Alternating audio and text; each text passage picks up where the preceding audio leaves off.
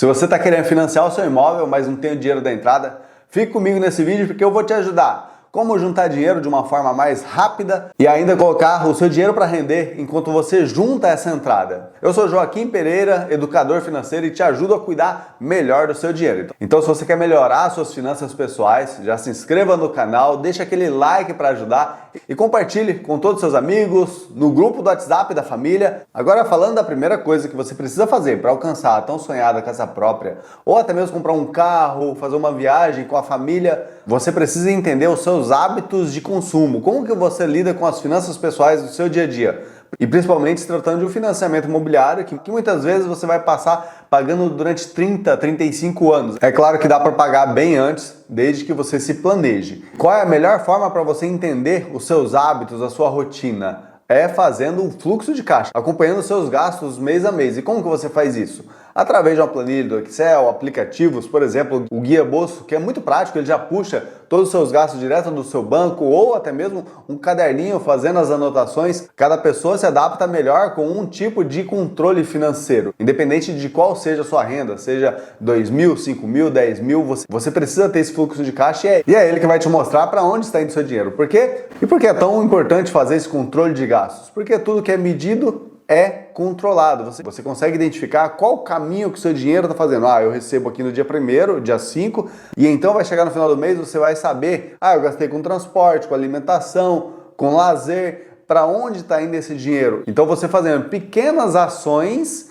vão fazer você mudar os seus hábitos, conseguir identificar onde você está gastando, como por exemplo gastos em restaurante, pizza, lanche. Esses são um dos maiores vilões. Portanto, antes de entrar no financiamento imobiliário, avalie os seus hábitos financeiros, controle os seus gastos, chame a família, esposa, filhos para acompanhar e fazer junto esse controle, porque quando todo mundo acompanha de perto, todo mundo vai ajudar e vai ser muito mais fácil você conseguir mudar algumas coisas, principalmente na rotina da família. Agora que você já sabe trabalhar os seus hábitos e melhorar a forma de você juntar ainda mais dinheiro para dar de entrada, vamos falar da entrada desse financiamento, que precisa ser no mínimo 20%. Por que eu falo mínimo? Porque dependendo da sua renda, você vai ter que dar ainda mais do que 20%. Por exemplo, se você vai comprar um imóvel de 300 mil e dar uma entrada de 20%, 20% representa 60 mil reais. Então se você der 60 mil reais, vão ficar ainda pendentes 240 mil para financiar.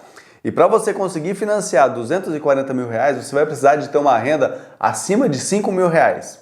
Por isso é importante se preparar para esse financiamento, dar essa entrada e ainda ter um outro valor reservado para fazer a documentação, que às vezes pode chegar a 4%, 5% do valor da compra desse imóvel. Então veja quantos detalhes você precisa pensar antes de entrar no financiamento. Tudo bem que em muitos casos você consegue embutir o valor da documentação dentro do financiamento, mas de qualquer forma você vai ter que pagar essa entrada e pagar depois as parcelas do financiamento, né? Um dos pontos mais importantes é você se propor, você se comprometer a guardar 30% da renda familiar para esse objetivo, que é juntar a entrada do seu financiamento. Mas Joaquim, por que 30%?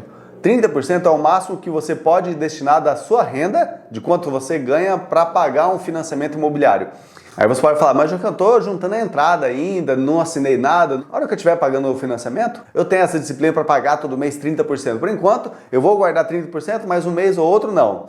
A dica que eu dou é, invariavelmente, guarde 30%, faça chuva ou faça sol, porque você já está desenvolvendo o hábito de guardar e você vai conseguir analisar, antes de entrar em um financiamento, se você de fato vai conseguir passar a viver com 30% a menos da sua renda. Porque imagine só, você entra no financiamento e de repente você tem que destinar 30% da sua renda para pagar esse financiamento. Só que o seu custo de vida não comporta isso, você gasta mais. O que a maior parte das pessoas fazem? Se endividam e boa parte de que entra no financiamento imobiliário acaba devolvendo o imóvel para o banco e perde muito dinheiro. Então, a importância de ter essa disciplina de guardar 30% da sua renda antes de entrar no financiamento para juntar essa entrada além de trabalhar esse hábito, já mudar a rotina da casa para todo mundo entender que a partir dessa data vão ter que reduzir os custos, você vai conseguir ainda colocar o dinheiro para render e trabalhar mais para você, porque quanto mais você guarda todo mês, mais esse dinheiro vai render até a data do seu financiamento.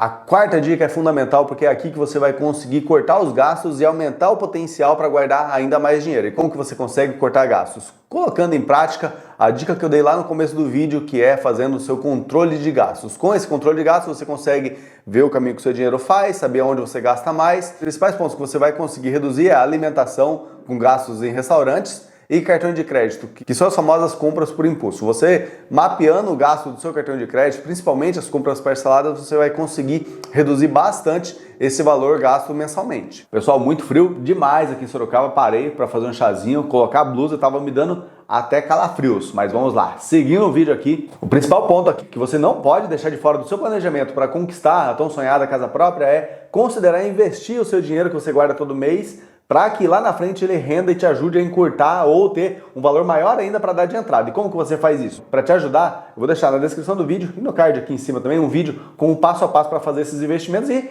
muito mais detalhado. Mas o principal que você precisa saber são os investimentos mais seguros, que são os investimentos de renda fixa, que você não vai perder esse dinheiro e também ele vai render ao longo do tempo. Quais são esses principais investimentos e os cuidados que você precisa ter na hora de investir o seu dinheiro para não correr nenhum risco de perder ou de repente acontece alguma coisa no mercado financeiro e você vê de repente seu dinheiro derretendo lá, perdendo valor em vez de aumentar. A melhor opção é você aplicando na renda fixa, até porque a renda fixa é a porta de entrada para os investimentos e para você sair da renda fixa e ir para o mercado de renda variável, que são ações e fundos imobiliários, é muito importante você buscar conhecimento, se aprofundar bastante nessa área para você não perder dinheiro, porque é um mercado que exige muito conhecimento. Eu vou falar aqui 3 tipos dos principais investimentos seguros. O primeiro é o CDB, ele é garantido pelo FGC. O FGC é um seguro que garante os seus depósitos em caso se o banco quebrar. Por exemplo, você vai lá e coloca 50 mil reais no Inter, e aí de repente o Banco Inter quebra, esse FGC vai e devolve o dinheiro para você. É importante você saber que os CDBs eles são garantidos pelo FGC e que ele vai proteger o seu investimento caso aconteça alguma coisa com a instituição. É claro que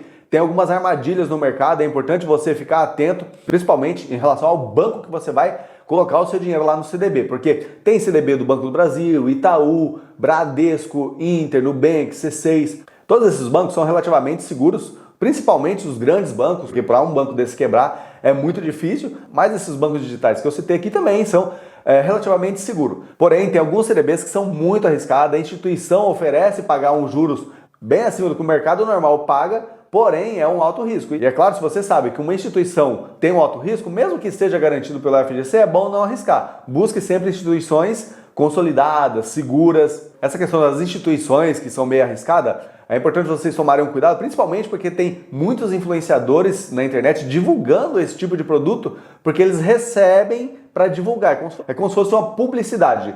O banco vai paga para um determinado influenciador divulgar aquele CDB que paga. Os bancos normais pagam 100%, 105% do CDI, enquanto esses bancos vão pagar 120%, 130% do CDI. Mas tome cuidado porque não existe almoço grátis, não existe milagre. Quanto maior for os juros que a instituição promete pagar, maior vai ser o risco. Segundo tipo de investimento é o famoso Tesouro Direto. O Tesouro Direto ele não é garantido pelo FGC, então quando você investe no Tesouro Direto, você está emprestando dinheiro para o governo, que é considerado um dos melhores pagadores. Qualquer que seja a crise, o governo tem a máquina de imprimir dinheiro lá e para ele pagar, quem investe no Tesouro Direto, ele pode imprimir lá e pagar. Claro que quanto mais dinheiro circulando, maior vai ser a inflação e o resultado disso a gente vê até hoje lá na Argentina que está muito feio. E dentro do Tesouro Direto tem várias opções, como por exemplo pré-fixado. Na hora que você entra na plataforma para investir, tem lá o valor que ele paga, é fixo e independente do que aconteça no mercado financeiro, ele vai entregar o que promete lá. Por exemplo, 10, 11%. Tem outra opção para você que tem medo da inflação, caso a inflação suba demais, você pode investir no Tesouro IPCA. Como que funciona esse Tesouro IPCA? Eles pagam uma taxa fixa mais a inflação do período. Então, se a inflação de repente estourar igual aconteceu na Argentina e for lá para 20, 30, 50, 100%, ele vai pagar lá 5%, por exemplo, mais o tanto que a inflação disparar. Não interessa o que aconteça. Porém, se a inflação cair, você também perde o rendimento, que aí vai ser aquela taxa fixa, 5%, por exemplo, mais a inflação. Se a inflação for lá para 2%, você vai ganhar 7%. E temos também o Tesouro Selic. O Tesouro Selic ele acompanha a Selic. E a Selic é a taxa básica de juros. Se você não sabe o que é a Selic, eu vou deixar aqui no card um vídeo explicando certinho o que é IPCA, Selic, taxa de juros, para você situar melhor no mercado financeiro. Outra opção usada para reservas de emergência ou para esses objetivos como juntar dinheiro para um carro, uma viagem ou uma casa é o LCI ou LCA, que são uma modalidade de investimento que não incide imposto de renda. Por exemplo, quando você investe lá no CDB ou no Tesouro Direto, vai incidir uma tabela de imposto que é regressiva. Quanto mais tempo você deixar o dinheiro lá, menos é o imposto que você vai pagar. Começando dos 22,5%, acima de 2 anos você vai pagar apenas 15%. Mas tem esse imposto. Já o LCI e o LCA não tem imposto. Porém, esses investimentos têm uma carência para você poder mexer nesse dinheiro. O dinheiro fica preso lá por um período. Alguns com 2 meses, outros com 6 meses, um ano. Então por isso que para cada perfil é um tipo de investimento. E conhecer o básico dos investimentos vai te ajudar muito. Como, por exemplo, taxa de juros, Selic, os impostos que incidem sobre cada tipo de investimento, instituições onde é mais seguro. Fuja sempre de empresas que prometem pagar juros muito acima da média, porque com certeza está atrelado a um grande risco. Um ponto que pode encurtar muito esse caminho até o seu financiamento é você buscar uma fonte de renda extra. Como, por exemplo, se você é um professor, busque algumas alternativas para dar uma aula de fim de semana, alguma aula de reforço. Todo esse dinheiro que entrar, ele não entra no seu fluxo de caixa para gastar, e sim como investimento para encurtar esse caminho